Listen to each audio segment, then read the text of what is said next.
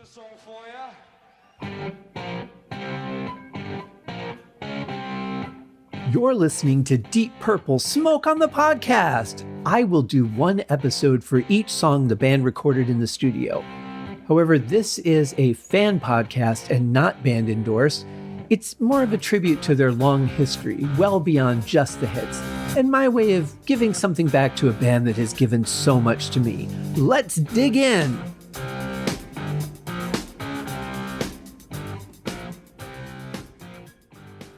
Hello and welcome to another episode of Deep Purple Smoke on the Podcast. I am your host, Scott Haskin, here with another revisit. Originally, I reviewed this song with my buddy Mark Roback from the 70s Weekly Countdown with Mark and Pete. Excellent show. If you haven't checked it out, links are in the show notes, guys. Go listen to their podcast, give them a shout out on Blue Sky. Really cool guys, both of them, Mark and Pete. Met them through the Deep Purple podcast, actually, along with so many new friends and friends of this show, which is awesome. I love sharing, the joy of one band's music, something that we can all find some element of commonality on, although we all approach it in our own ways. There's things individually that we like and don't like, different eras, different songs, that sort of thing. But that's just the beauty of art. You know, it's a very individual experience, even if it is shared in certain ways. So let's talk about today's song, Space Truckin'. So I was thinking about this earlier, and I don't think in all the interviews I've ever heard from the band, I don't think I've ever heard anybody talk about this song, which is interesting because it's been pretty dominant in their set list over the years. And one that they still play on stage and was a huge thing for them in the 70s. I mean, they would do an entire side of an album would be Space Truck. And of course it would turn into, the long jam that used to be Mandrake Root. And they would end with that, the ending of Mandrake Root and that. But I don't know. It's kind of interesting that I don't know, maybe just no one that I've heard interview has asked them about it or what it is. But yeah, I've not really heard anyone talk about it. So no real insight to the song as far as that goes. But this is one that, if you recall, both Mark and I rank very highly, one that we both love very much. And I'm curious to see if there's some things that I will hear doing my own solo critical listen that I didn't hear with Mark or that I've never really noticed or just kind of, forgotten about as I pay attention to other things in a song. And I say we get right into it. Here it is off of Machine Head, Space Truckin' by Deep Purple.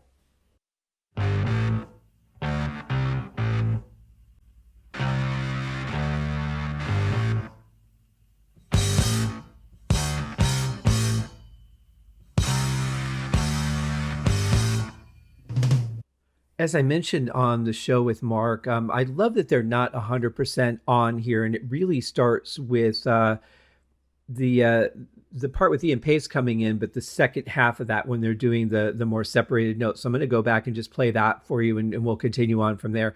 But I just love that it's human. They didn't say, you guys aren't tight, let's go back and redo that, because it's right at the beginning. It would have been so simple for Martin Birch to say, I think you can do better, and just stop the song, and have them do it again. I don't know if that's because of the way that they had to hear the playback. Maybe there wasn't communicate. There had to be some kind of communication between Martin in the truck and then them in the hotel. They might not have been able to hear the playback and had to, go over the balconies and all that to get to the truck. But I would imagine there was some sort of talkback mic, something that he could talk into their headphones and say, okay, we're going to start the song. Ian Pace, count us in, something, the tape's rolling. I mean, they had to have some sort of communication. So I would think it would have been really easy for him to say, stop, let's do that again. You guys are a little off. But they didn't, or they did, and they just kept doing that. And he's like, all right, I guess that's how it's going to sound. I have no idea because, again, I've heard nothing about this song. But I love the fact that it sounds this way. I love the fact that it's human, that of course, back then it would have been a nightmare to go back and correct it, to do that manually after the recording because you're dealing with physical tape as opposed to now it would take a half a second to just line everything up on the grid in the system. So I love that it's human. The song is being played by real people and it's just what they captured on tape and that's all there is to it. Out of curiosity, though, I did look this up on Setlist FM, and of all the songs that they've played live, this was played the sixth most time. Sixth most. That's kind of hard to say, but I did it, and it goes between Lazy, which is number 5, and Hush, which is number 7, and it's been played as of the most recent update, and as accurate as Setlist FM could be, 1,697 times live. That is pretty amazing. So considering it was written towards the tail end of Mark II, I mean, they had a big tour for Machine Head. As far as I could tell, did not have a huge tour for Who Do We Think We Are, because they disbanded during that time, or at least Ian and Roger left, and the band had to find new people to replace them. So it doesn't look like they had a lot of gigs. Although, Ian did give, I think it was a 6-month notice to be able to fulfill any commitments they had. So they did tour a little bit, but that's not a whole lot of time, plus the Machine Head tour. And then they wouldn't, well, I guess Mark III played it. So maybe Mark IV did. I don't know. Can't remember if the one live album I've heard from them had it or not. I think it might have. So they would have played it in through at least, with David and Glenn. And then again through Perfect Stranger. So it's been a pretty heavy staple in their set list. And why wouldn't it be? It's a killer song. So check out for where Ian Pace comes in. It's dun dun dun dun, and then when it goes to the dun dun, that's where they're off. And that I just find that to be charming and one of my most favorite parts of this song, because it just shows the human quality of it.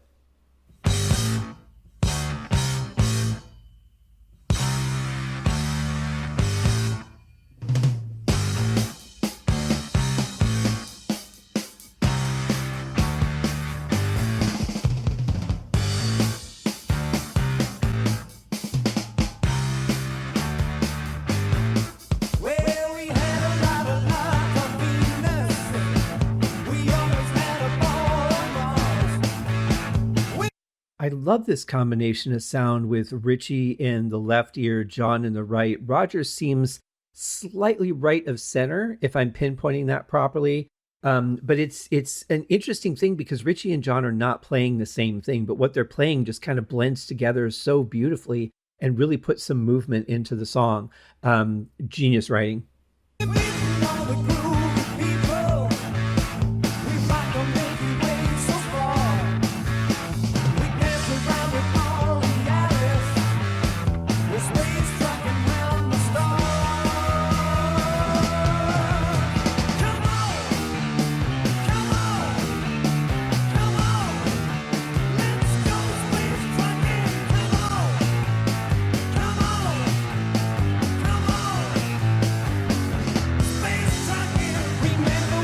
Well, I don't know if I'm going to phrase this well, but I'm just going to go for it. I really like that the riff that they're playing during the chorus, and also the main riff and that variation that they're playing during the verse, they leave a lot of room. They're not trying to fill every space with a note to make a melody or to make it, like a rhythmic riff. It's just got a little bit of room to breathe. And I think those are some of the best riffs, when they're just not trying to fill every space.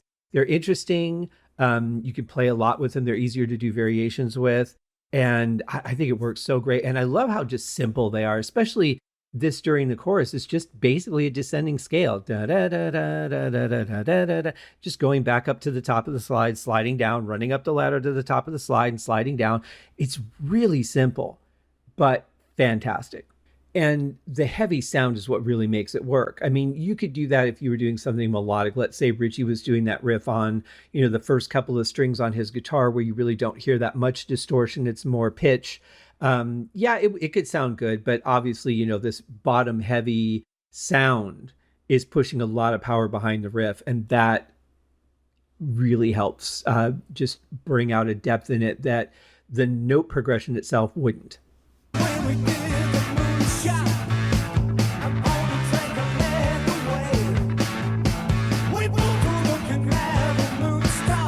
Well, here's something I don't think I ever noticed before in the millions of times I've listened to this song. Okay, slight exaggeration. But I always thought the bass drum placement was interesting, but I didn't realize that he's actually hitting the bass drum under the snare and then the next beat. Bum, bum, but with the snare. That is so fascinating. Huh. See, I'm so glad I'm doing these reviews.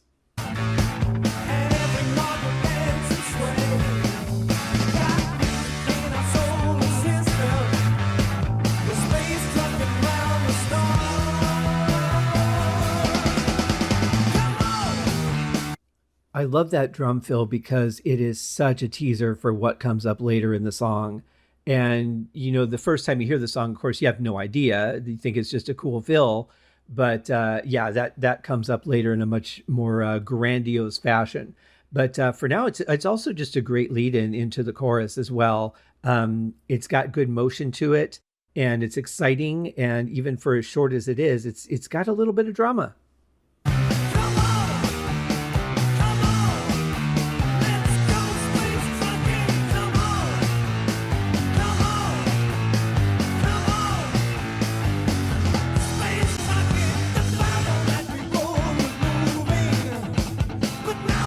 Again, kind of changing things up for this verse. John goes back to the original riff, and Richie's just doing this really cool sort of muted strumming that just kind of again, it's just something that adds more motion to the song. It carries it along, and very gritty, powerful vocal from Ian Gillan, which I think is really important too. Just so many great elements in this song, and I mean, it's hard to believe that we're a minute and 52 here, hitting the third verse. It's a 4.5 minute song. I feel like we've already experienced so much in this song because they cram a lot into a song. And it's kind of mind blowing because they don't fall for the simple unless they're using that as a build. And I really like that.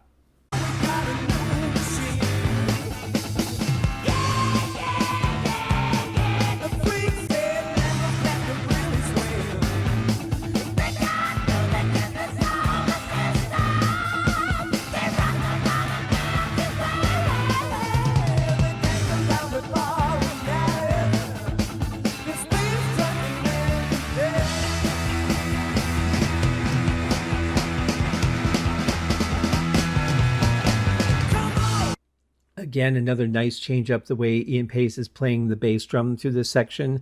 And then obviously, really grand killer drum fill here going into this chorus. I as a drummer, I have such appreciation for that. I rehearsed that until I had it down pat.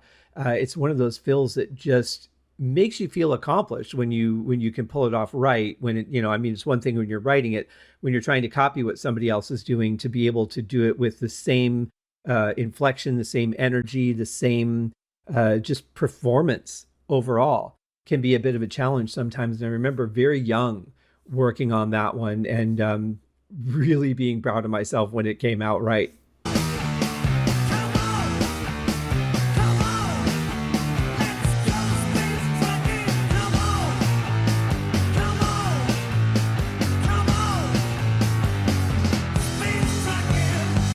I'm hearing something else in here now, and I can't tell exactly what it is. In a way, it sounds like maybe a guitar pick striking a muted string, or it could be that sound that we get from John Lord during the Ian Pace solo, just those little, stabs at the organ with that effect, because that has sort of that same high-pitched sound in it. A little bit metallic, maybe. So I'm not sure if that's a track that John or Richie did, but that's interesting. Another thing I've never noticed before in the song. God, these guys just put so much in. And when you listen to it as a casual listener, like, you think you could appreciate a song, but you can't really appreciate a song unless you know everything that's going into it. And what they're putting into this is just layer after layer of just incredible idea and performance.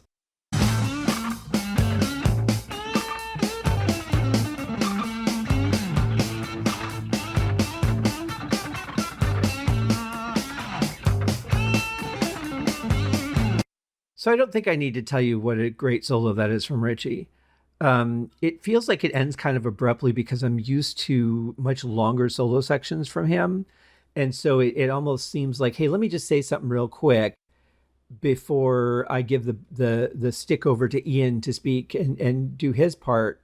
But if you go back over that and you listen to what John Lord is playing, it's interesting because he changes what he plays about halfway through, the rhythm of it.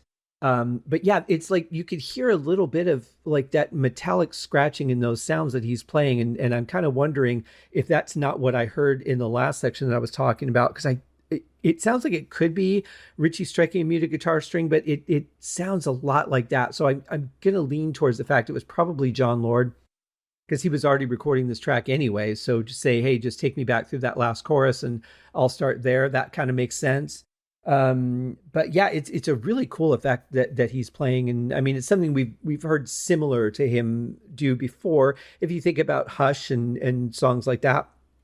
But a really cool sound and effect. And now, of course, Ian Pace doing his overdub track, because he's got his straight track just playing the beat, and then he's got this overdub track where he's playing the fills. And with what I'm still suggesting is it would have been a second snare, but that would have been hard to position. It makes more sense to me that he just took the strainer, and for those of you who aren't familiar with the snare drum, there's the strainer is the strings on the bottom that give it kind of that poppy sound, make it sound different from a tom-tom, which is more of a thud. But there is a tension lever on a snare where you can tighten and loosen the string. Also, you can pull the lever and basically like push the strainer off of the snare, or the strands away from the bottom head so that they don't vibrate against anything and you don't hear them. My guess is during this overdub section, that's what he did, is he just pushed that lever and took the strainer off, so that we're just getting more of that dull thud than we are like that snappy snare sound, which makes sense too, because if you're doing a solo over a beat where you've got that snare in there, it's going to just kind of blend in with the snare. And well, because you're playing the same sound twice in two different ways. So it's going to be weird. You're not going to have that defined snapping sound on the beat that keeps the tempo. So it really makes more sense to actually just turn the strainer off and use the snare more like a thin, like a wide but not very deep tom-tom.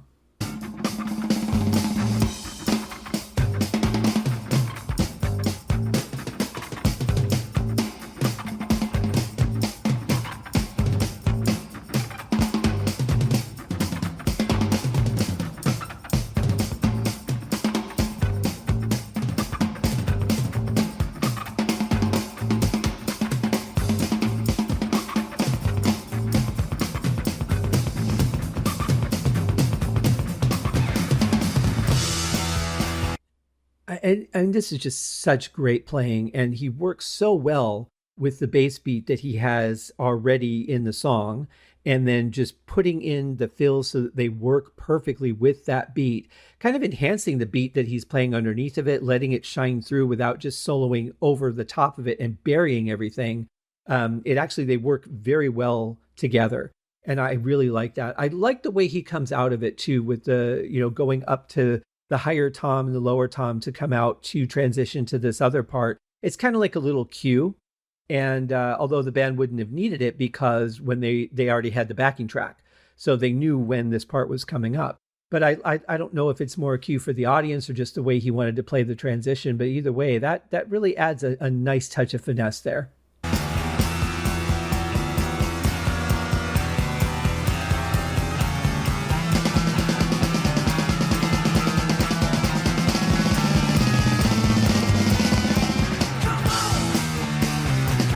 Obviously, this part just smooth as silk, and not just Ian Pace. I mean, the whole band is just playing, right on the beat where they're supposed to be. It's a great progression going up the scale, kind of doing the opposite of what they play during the chorus.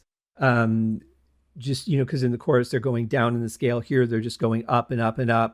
I almost feel like it's like the ship launching into space, and I don't know if that was kind of the intended feel of it, but you think, why would you go up in scale? You've got everybody on the launch pad during the drum solo, then you've got the ship firing up during this last build section and taking off into space. Metaphorically, if you could compare music to the concept of the song, I mean, that definitely works so well together. At first he's inviting, Ian's inviting everybody to come along and go space trucking, telling stories. Hey, remember when we did this? Let's go back. This is fun. We enjoyed this. Then, he's gathering everybody together. We get on the ship, it takes off, and now we're traveling to whatever the destination is. I love how that works musically as along with the lyrics. Again, no clue if it was planned that way, if that's what the intent is. And it may not have been, because typically, Ian doesn't really start working on the lyrics until the music is done. He said that he might, jot down some ideas as they're developing the song, but it seems most of the time that they say, all right, now the music's done, let's sit down and figure out what these songs are going to be about. So it's very separate processes. But I mean, I would imagine that when you hear a rhythm and you're a vocalist and you're, the lyric writer, and, probably working with Roger too, because he's in the rhythm section, you're getting some ideas of how it should go. And I think this was the song, if I'm not mistaken, that Richie actually suggested the chorus because he just thought it sounded good. Not the space trucking part, but the come on, come on, come on part. I think this is the one. I could be wrong on that. I'm sure someone will correct me if I am, but I'm pretty sure that was the one that he said he wasn't sure if it would work or if it sounded silly, but he brought it to Ian and said that he thought that could work, and then he put it in the song. So there you go. So I don't know if the musical intent was what I'm hearing it to be, but in any case, it certainly works, and works very, very well after the fact.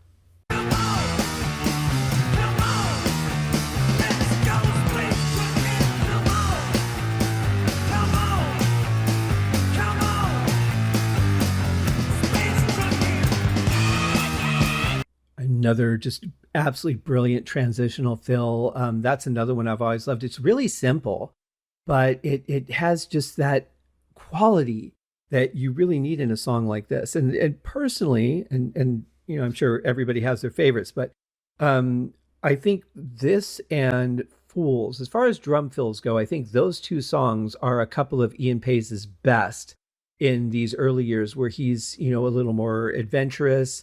And remember him saying that he could pretty much just like play and ignore the band quite happily, and that's certainly understandable. He, if you know the song, you really don't, I guess, need to pay that much attention to everyone else because you know what your part is. But yeah, this is one of those songs where I feel like he could let loose a lot. And I mean, it's a good rock song. It's up tempo. It's a perfect thing for a drummer to have a song like this at your disposal, and he certainly takes advantage of it in spades.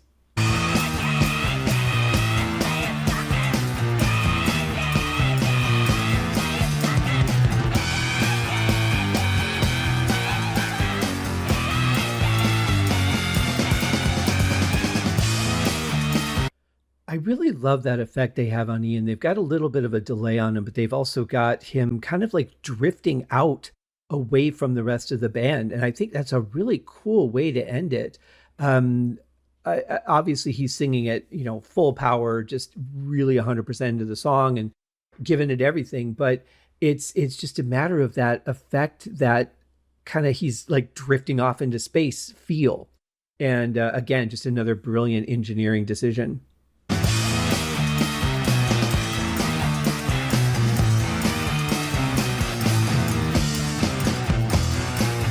I remember when Mark was on the show and we were talking about this, I had mentioned this part because it's interesting the way that they kind of slow the song down without losing the tempo, and yet it still remains like the feeling of a rock song. It doesn't feel like they're slowing it down, even though they kind of are, with just the way that they alternate this part. So I'm going to go back and play it again, but it's like, da da da da da da da da da da da da da.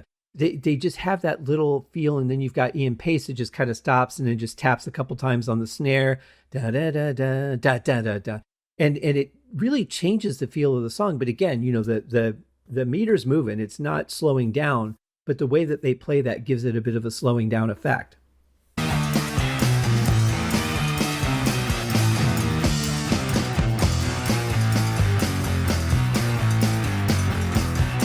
And then, of course, in the far right ear, we're getting some additional percussion here. I still don't know what it is that he's hitting, if it's a muted cymbal bell or if it's, it doesn't sound like a cowbell. It almost sounds more like a triangle that he's holding on to the side so that it doesn't reverberate.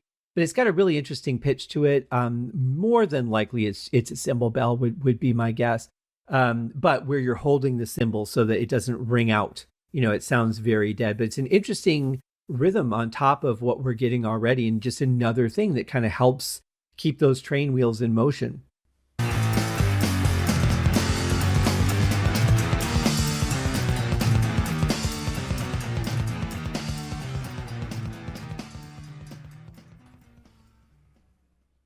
One thing I think is really interesting here, and again, just going with the idea of how fascinating the kick drum placement is during the song. When he plays it here on the quarter notes, he's actually playing it on where the between note would be. So instead of the 1, 2, 3, 4, he's hitting the kick on the and 1 and 2 and 3 and 4.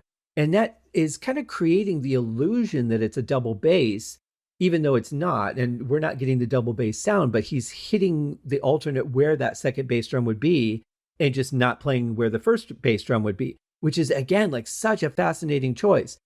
Don't know how that happened. Could have just been something in the moment in that take that he did.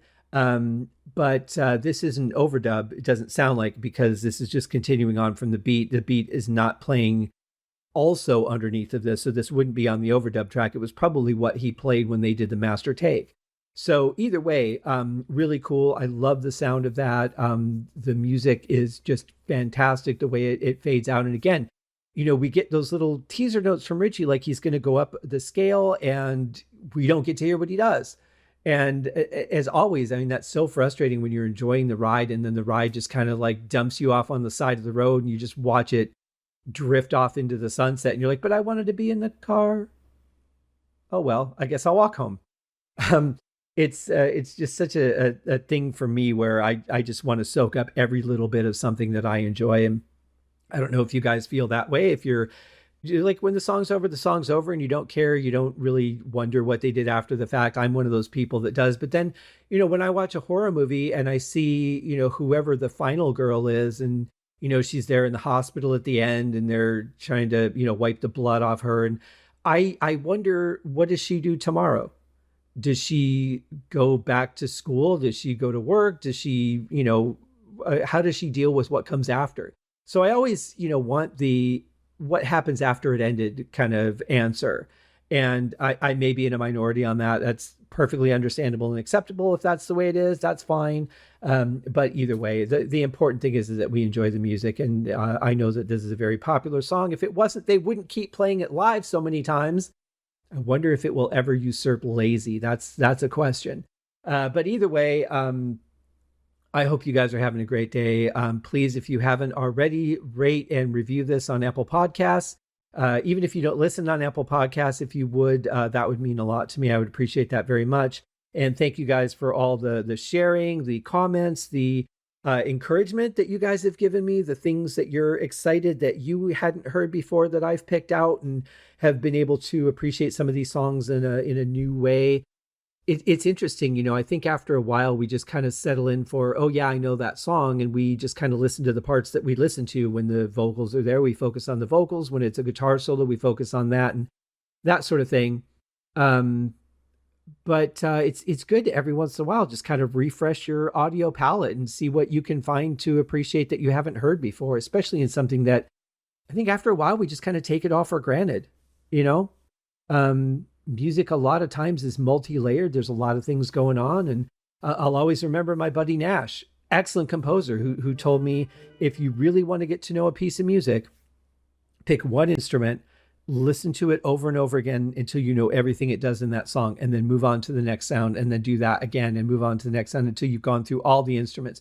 Then you can really appreciate a piece of music. And I'm not wanting to go that far with these songs, but I will say, even as far as I've taken it, I've certainly found a lot more enjoyment and a lot of things to have even more appreciation and respect for these guys than I have all these many years. So you guys have a great day. We'll see you in the next episode. Cheers.